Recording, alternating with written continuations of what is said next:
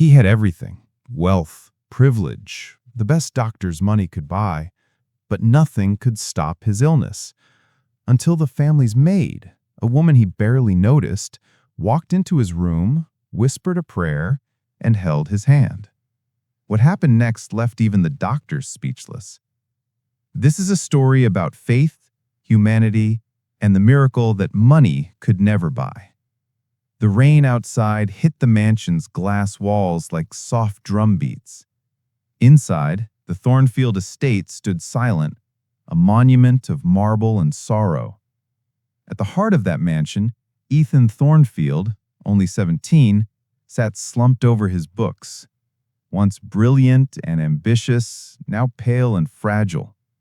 The glow from his desk lamp cast sharp shadows across his face.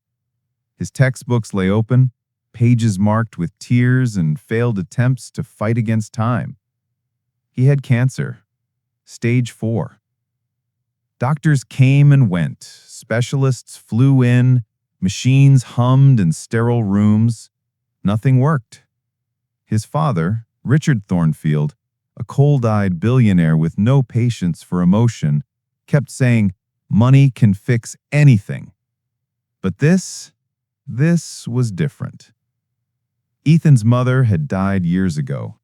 His father drowned himself in business, and Ethan, left behind, turned into another silent room in that huge house. Downstairs, in the dim servant quarters, Grace Holloway, the family's maid, folded laundry. A kind woman in her 40s with deep brown eyes and hands scarred from years of work. She'd been with the Thornfields for 6 years, invisible, reliable, gentle. But she'd seen Ethan's pain up close, the trembling hands, the quiet cries when he thought no one could hear. That night, she heard the sound of something heavy crashing upstairs. A scream followed. "Ethan!" Grace dropped the laundry and sprinted toward the stairs. By the time she reached his study, she saw Ethan collapsed on the floor, his father shouting for help, servants frozen in panic, books scattered, the boy's body limp. "Call the doctor! Now!" Richard barked. Grace knelt beside Ethan. "Sir, his pulse." "Don't touch him," Richard snapped. But Grace didn't listen. She placed her palm on Ethan's forehead, trembling, praying under her breath, "Dear Lord, please, don't take this child tonight." For a moment, the chaos faded. Her voice, filled with quiet authority, cut through the storm. She began softly humming an old hymn, the one her grandmother used to sing when people were sick. Then suddenly, Ethan gasped. His chest rose sharply. His eyes fluttered open. Everyone froze. Richard stumbled back. What did you do?" Grace shook her head, tears in her eyes. "Nothing, sir. I just prayed." The doctors arrived minutes later. Confusion covered their faces as they examined Ethan. "His vitals are normal," one muttered. "Better than yesterday." "That's impossible," Richard said. "You said his organs were failing." The doctor nodded. They were. He looked at Grace, still kneeling beside the boy. "Did something happen before we got here?" Richard hesitated, eyes narrowing. She touched him." The doctor raised a brow. "Touched him?" Richard said, "She prayed," as if the word itself offended him. Grace stood, her voice trembling but firm. "I didn't heal him. God did." That night, the mansion buzzed with whispers. Servants whispered about the maid's miracle. The next morning, Ethan asked for her.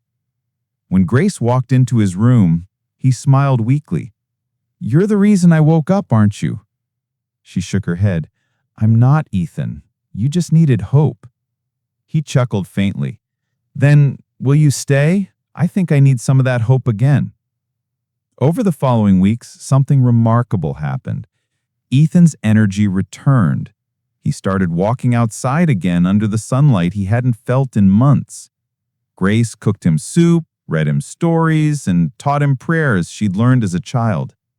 The boy who once mocked faith now whispered those same prayers before bed.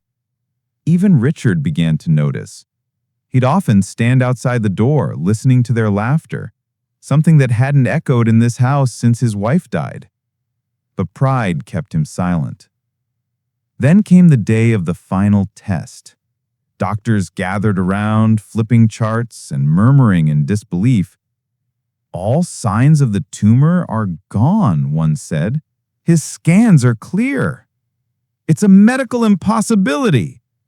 Richard stared, his jaw slack. You mean he's cured? The doctor nodded slowly, completely.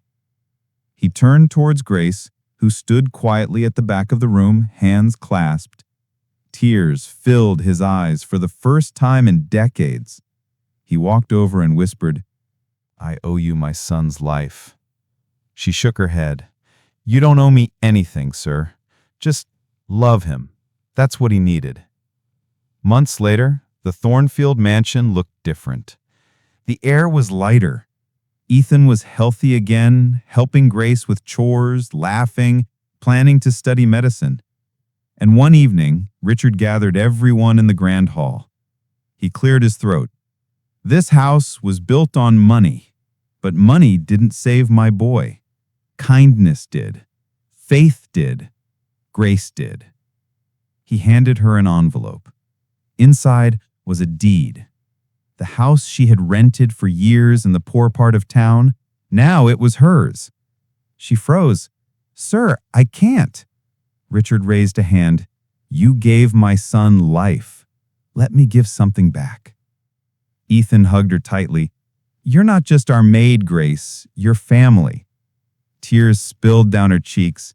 You've all been my family for a long time. And for the first time in years, the mansion wasn't just a house of wealth. It was a home filled with love, laughter, and the echo of a prayer that once saved a dying boy. I am Liam, and trust me, the next HOA story is even worse. Subscribe now.